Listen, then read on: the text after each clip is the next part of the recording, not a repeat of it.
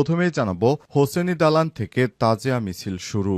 পবিত্র আশুরা উপলক্ষে রাজধানী ঢাকায় ঐতিহাসিক হোসেনি দালান থেকে তাজিয়া মিছিল বের করেছে বাংলাদেশের শিয়া সম্প্রদায়ের মুসলিমরা। আজ সকাল 10:30টার পরেই শোকের মিছিল শুরু হয়েছে, যার 70 বছরের পুরনো হোসেনি দালান প্রাঙ্গণে শুরু হয়ে মিছিলটি Azimpur, Nilkhet, New Market, Science Lab ও ধানমন্ডি হয়ে শেষ হবে। ইতিমধ্যেই হোসেনি দালান এলাকায় মিছিলের প্রস্তুতি নিতে দেখা গেছে। অংশগ্রহণকারীদের অধিকাংশই কালো পোশাকে অংশ নিচ্ছেন, কেউ বা প্রতীকী ছুরি, আলাম, পতাকা, নিশানা ও বেস্তা বহন করছেন।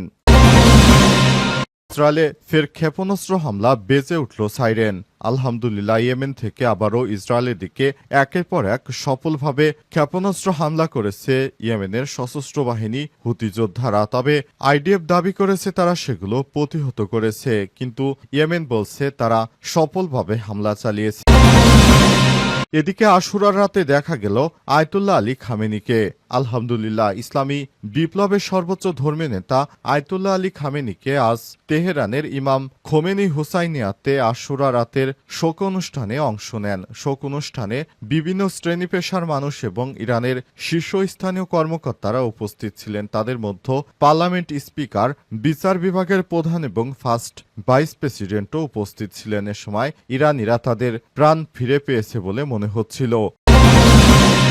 এদিকে কাতারে প্রতিনিধি দল পাঠাচ্ছে ইহুদিবাদী ইসরায়েল। হামাসের সঙ্গে যুদ্ধবিরতির বিষয়ে পরোক্ষ আলোচনা চালাতে একটি প্রতিনিধি দল কাতারে পাঠানোর সিদ্ধান্ত নিয়েছে ইসরায়েলের প্রধানমন্ত্রী বেঞ্জামিন নেতানিয়াহু। তবে তিনি স্পষ্ট করে দিয়েছেন, হামাসের প্রস্তাবিত কিছু পরিবর্তন ইসরায়েলের জন্য গ্রহণযোগ্য নয়। খবর সিবিএস নিউজের। এবারে জানাবো কসোভোর পার্লামেন্ট অধিবেশন চলাকালে ভয়াবহ হুমকি, 10 মিনিটের মধ্যেই বিস্ফোরিত হবে বোমা। বোমা হামলার হুমকির পর কসোভোর রাজধানী প্রিস্টিনায় পার্লামেন্ট ভবন থেকে আইন প্রণেতা এবং সাংবাদিকদের নিরাপদে সরিয়ে নেওয়া হয়েছে। আজ স্পিকার নির্বাচনের জন্য পুনরায় শুরু হওয়া সাধারণ অধিবেশনের 42তম অধিবেশনের সময় এই ঘটনার সূত্রপাত হয়। উল্লেখ্য, 15 এপ্রিল থেকে এই অধিবেশন চলছে এবং এখন পর্যন্ত নতুন স্পিকার নির্বাচিত হয়নি। হোসেনি দালান থেকে তাজিয়া মিছিল শুরু।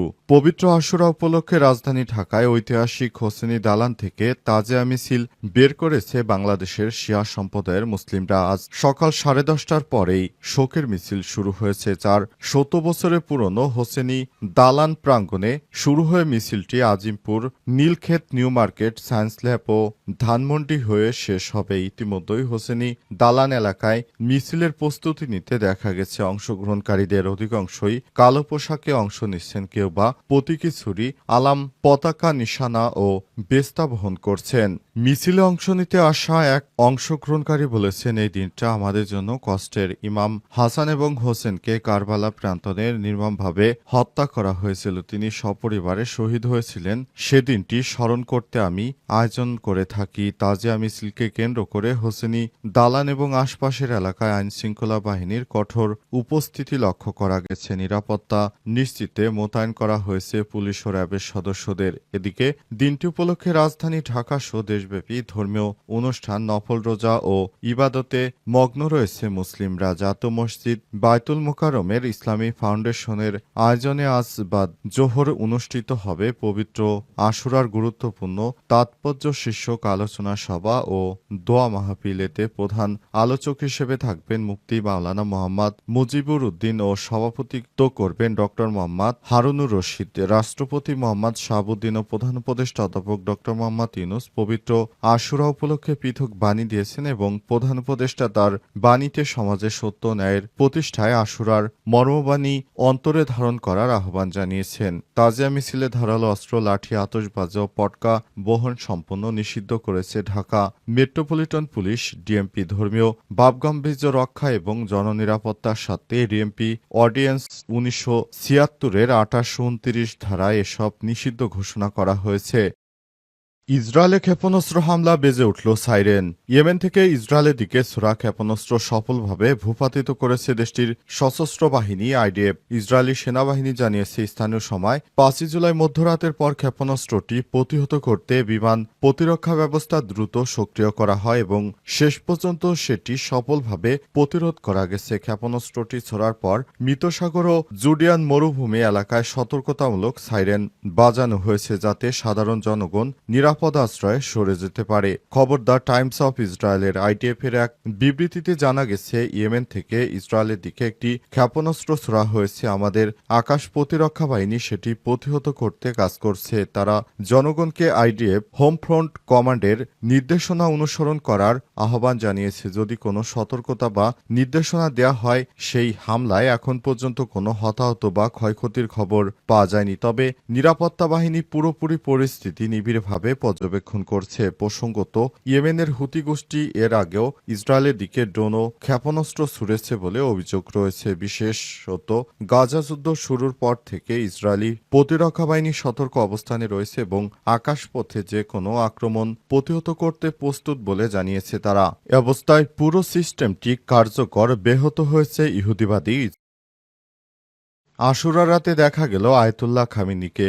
ইসলামী বিপ্লবী সর্বোচ্চ নেতা আয়াতুল্লাহ আলী খামেনিকে শনিবার তেহরানে ইমাম খোমেনি হোসাইনিয়াতে আশুরা রাতের অনুষ্ঠানের এক অংশে দেখা গেছে। অনুষ্ঠানের বিভিন্ন শ্রেণী পেশার মানুষ এবং ইরানের শীর্ষস্থানীয় কর্মকর্তারা উপস্থিত ছিলেন। তাদের মধ্যে পার্লামেন্টের স্পিকার, বিচার বিভাগের প্রধান এবং ফার্স্ট ভাইস প্রেসিডেন্টও ছিলেন। আশুরার শিক্ষা এবং সাম্প্রতিক ইসরায়েলি আগ্রাসনের প্রসঙ্গ তুলে বক্তব্য দেন হোজাতুল ইসলাম মাসুদ আলী। তিনি জানিয়েছেন, কারবালায় শহীদ ইমাম হুসাইন রাদিয়াল্লাহু তাআলা আনহুর আত্মত্যাগ থেকে শিক্ষা নেই। ইরান কখনোই অন্যায়ের সামনে নতি স্বীকার করবে না। তিনি আরো বলেছেন, আশুরার শিক্ষা থেকে ইরানি জাতি অপমান কখনোই নয় এই মূলনীতি গ্রহণ করেছে এবং মিথ্যা ও জুলুমের বিরুদ্ধে লড়াই অব্যাহত রাখবে। তিনি আরো বলেছেন, আয়াতুল্লাহ খামেনির নেতৃত্বে ইরান বিশ্বব্যাপী মিথ্যার বিরুদ্ধে রয়েছে এবং এই মিথ্যা জায়নবাদীদের নেতৃত্বে প্রচারিত হচ্ছে বিশ্বব্যাপী। অনুষ্ঠানে আয়াতুল্লাহ খামেনি নিজে কোনো বক্তব্য দেননি, তবে তিনি খ্যাতিমান লোকসঙ্গীত শিল্পী মাহমুদ কারিমিকে ডেকে নিয়ে তার কানে কানে কিছু কথা বলেছেন। পরে কারিমি জানান, খামেনি তাকে একটি বিশেষ লাইন পাঠ করতে বলেছেন, তুমি থাকবে আমার আত্মা ও হৃদয় হে স্বদেশ। ইরানের প্রেসিডেন্ট মাসুদ পেজেশকিয়ান সামাজিক যোগাযোগ মাধ্যম এক্সেতে এক শোকবার্তা অনুষ্ঠানে সর্বোচ্চ নেতার উপস্থিতিতে আনন্দ প্রকাশ করেন। সেই সঙ্গে কারবালার বীর আবুল ফজল আলামদারের কাছে আয়াতুল্লাহ খামেনি নিরাপত্তা ও সুস্থতার জন্য প্রার্থনা করেছেন। আয়াতুল্লাহ খামেনি এখন মুসলিম বিশ্বের সর্বোচ্চ ধর্মীয় নেতা। তিনি আছেন বলে জায়নবাদী ইহুদিবাদীদেরকে চরম শিক্ষা দিতে পেরেছে ইরান। কাতারে প্রতিনিধি দল পাঠাচ্ছে ইসরায়েল। হামাসের সঙ্গে যুদ্ধবিরতির বিষয়ে পরোক্ষ আলোচনা চালাতে একটি প্রতিনিধি দল কাতারে পাঠানোর সিদ্ধান্ত নিয়েছে ইসরায়েলের প্রধানমন্ত্রী বেঞ্জামিন নেতানিয়াহু। তবে তিনি স্পষ্ট করে দিয়েছেন, হামাসের প্রস্তাবিত কিছু পরিবর্তন ইসরায়েলের জন্য গ্রহণযোগ্য নয়। খবর সিবিএস নিউজের আজ এক বিবৃতিতে নেতানিয়াহুর দপ্তর জানিয়েছে, আজ কাতারের আলোচক দল পাঠানো হবে। এর একদিন আগে শুক্রবার হামাস জানায়, তারা যুদ্ধবিরতি সংক্রান্ত যুক্তরাষ্ট্রের মধ্যস্থতাহীন প্রস্তাবের প্রতি ইতিবাচক সাড়া দিয়েছে এবং আলোচনার জন্য প্রস্তুত রয়েছে।